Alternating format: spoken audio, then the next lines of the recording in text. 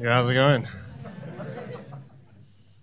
People always say you are what you eat, which is weird because I don't remember eating a cheeky little monkey.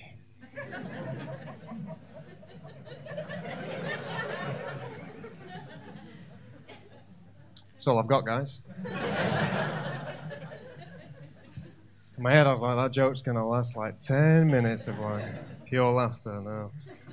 How's it going? My name's Tom. I'm like a friendly guy, you know. I kind of feel like sometimes people don't appreciate it. Give an example. I was at a pub the other day and I was sat alone. This guy came over to me and he said, "Excuse me, can I have that chair?" I said, "I'll do you one better, mate. Join me."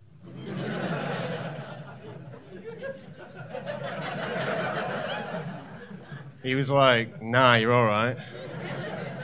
I said, "Then you can't have the chair." Tried to take it, so I poured a bit of my drink on it. You know. My friend came back from the toilet. He was like, "Why's my seat wet?" I was like, just trying to be nice. It's like I'm like a single man, you know. And I kind of think, well, I'm a bit of a weirdo. I don't know if you get that vibe from me. I'm aware, you know.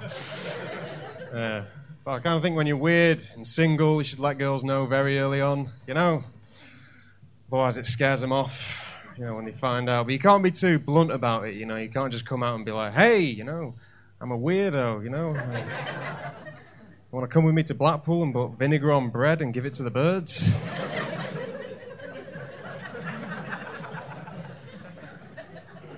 You got to be subtle about it. You got to be really subtle about it. Like, what I do, like, to let girls know that I'm weird, but, like, you know, I sneak this fact in. I do it using a pickup line, right? For instance, I'll go up to a girl and I'll say, "Hey, girl, that's a nice dress, but it'd look better on my bedroom floor with me in it."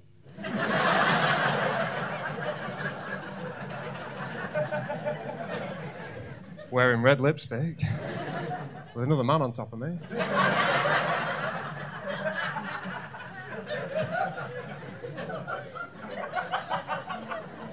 And you, fully clothed, at your house.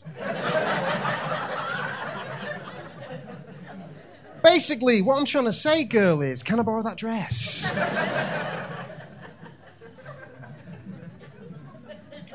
Use that if you want, lads, it's yours. Guess you all the dresses you could need. Too many dresses.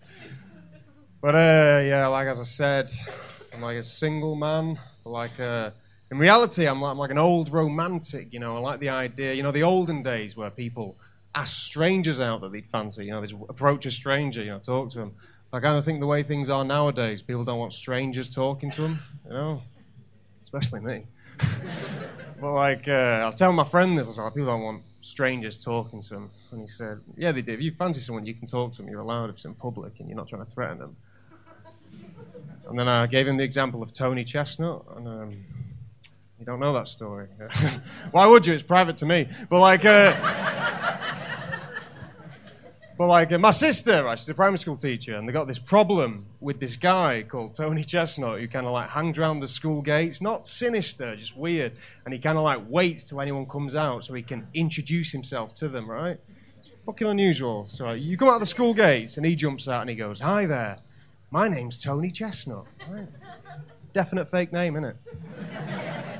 Because you're not called Tony Chestnut unless you're best mates with Peter Rabbit. But like, to make things worse, he then acts out his own name. He goes, "My name's Tony Chestnut." Tony Chestnut.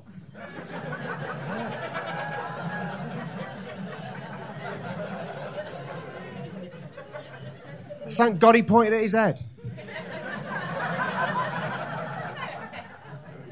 I was telling my mate, I was like, people like Tony Chestnut, that you can't just go up, you know, it's not going up and talking to strangers that you fancy. And he said, "Bit different though, Tom, you're not a definite paedophile."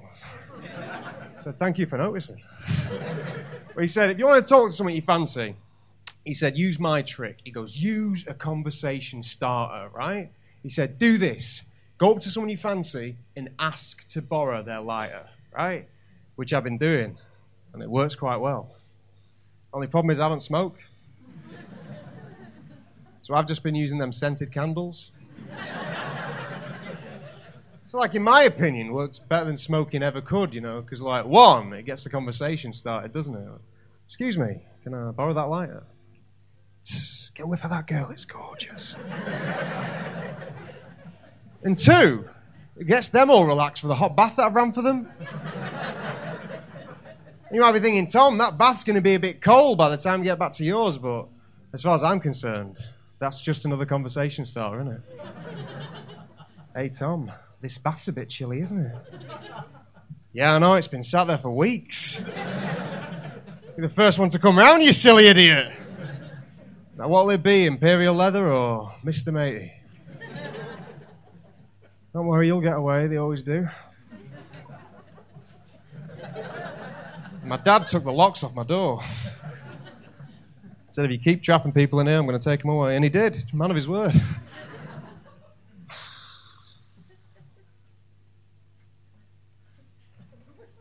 But I've resorted to using online dating. You know, dating sites, all that stuff.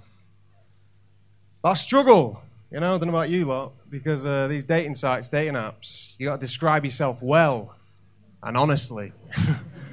I kind of feel like any time I try and describe myself honestly, I always come across as like someone trying to describe a serial killer. No, I'm a quiet man. I like to keep myself to myself. I don't have many friends, and in my free time, I take off people's skin. Like, I'm not the only one who struggles, though. I've seen so many people with, like, dud, terrible profiles. I saw one woman, right, and in her profile, it literally just said, mother of 2 boys, right?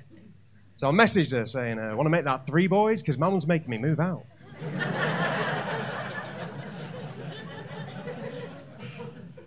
I just kind of wish she said yes, you know. Just so she would have had to introduce me to her 2 sons. It would have been amazing. Been like, all right, boys, meet your new brother. And then in I walk. All right, lads, bag your top bunk. The boys are getting concerned. They're like, Mum, make him move out. He's keeping us up at night. Like, nothing sinister. I'm just like, lay there in that top bunk. Boys, you awake? I can't sleep. What's the matter, Tom? I'm scared. What are you scared about? My GCSE results. You did them 10 years ago, mate. Yeah, I know, but I don't think I did that well. I think it's really going to hold me back in life. But clearly, man, you're sharing a bunk bed with a 10-year-old. Yeah, well, your mum's letting me. What the hell does that say about you lot? Ah, fair point, mate. No. Sometimes, if you don't know how to end a joke, you can just send all the characters to bed.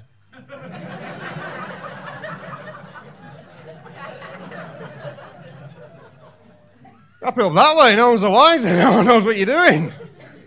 Like, yeah, well, these dating sites, dating apps, you know, I struggle with them because I found, like, if you're a heterosexual person, like say I am, you know, you only ever see the profiles of the opposite sex, right?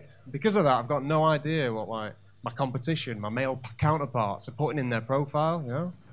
So I get being a bit paranoid, thinking, what if all these other guys are using their profiles to slag me off? You know? Saying stuff like, they come across Tom, swipe left, the guy's an absolute nutcase. So to remedy this at the minute, my profile just says, don't believe what they're saying about me.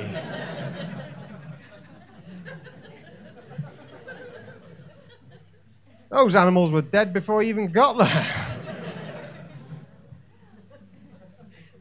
Keeps getting weirder and weirder, doesn't it? I think these dating sites, they allow some girls to be a bit hypocritical.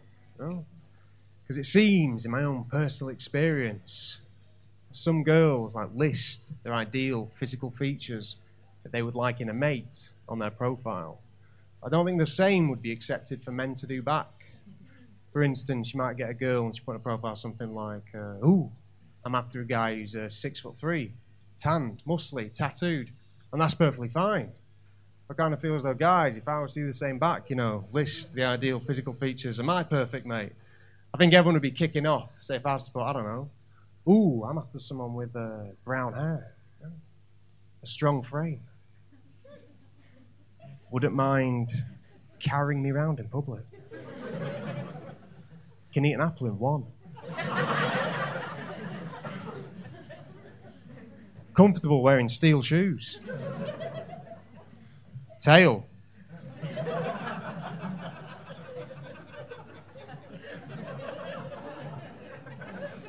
You worked it out yet?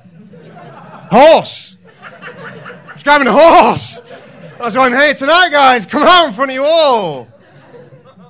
An equine file. That's adult horses, you know. I'm not some kind of pedophile.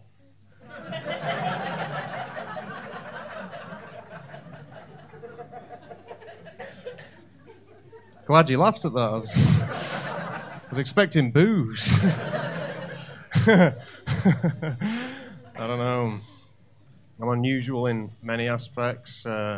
Dating is not the only place I fall down. Jobs, would you believe it? I don't fit in that well either. You know, I don't have a job, and I can get interviews, but that's about as far as it goes, because the questions they ask in job interviews, they don't really correspond with the answers I've got in my head. You know? Because they always ask silly things, don't they? You go in there and they're like, hey, if you're an animal, what kind of animal would you be? I'm like, what kind of animal would it be? What are you trying to do? Figure out my Hotmail password.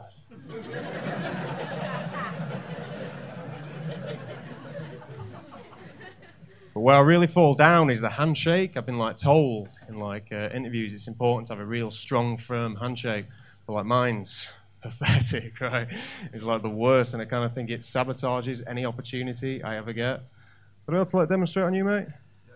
I'll shake your hand, and then based on this, you'd tell me whether you give me a job. Could you stand up here? It'd be all right. So basically, I go into the job interview, right? Stretch out hands, and I just turn your hand like that, and I go round and round the garden like a teddy bear, upstairs, downstairs, tickling under there.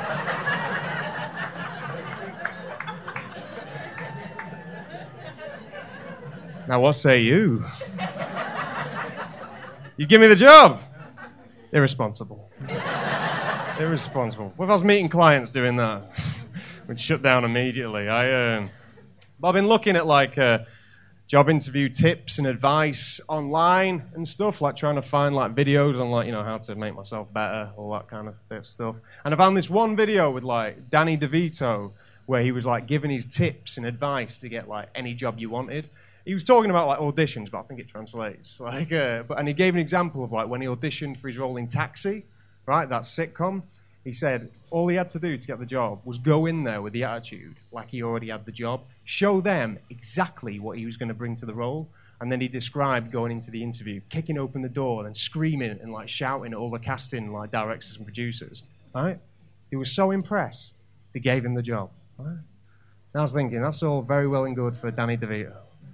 You know, but I kind of feel if I went into Starbucks and showed them exactly what I'd be like in that role, I don't think it'd get me very far, you know? If I went in there screaming and shouting and going, excuse me, I don't agree with this week's rota. I already told you can't work Sundays. They're going to be like, who the hell are you? And I'll be like, who the hell am I? Your new employee.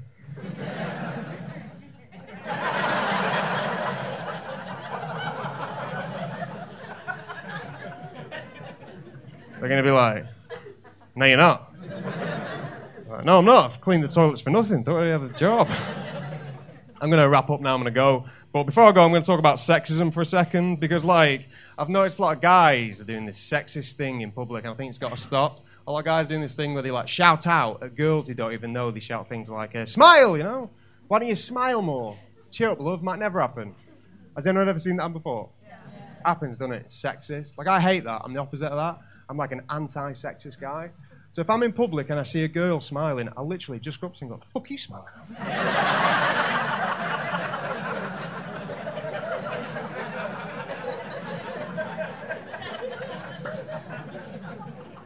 If I'm walking into a building and I see a girl coming in behind me, I'll slam the door shut, lock it, find your own way in!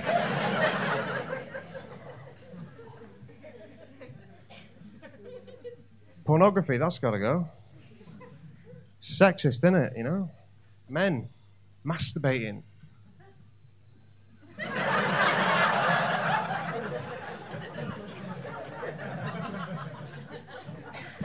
I was going to get a bigger laugh than what I was going to say, so nonetheless, it's been a happy occasion. I've been Tom Lawson, thank you very much.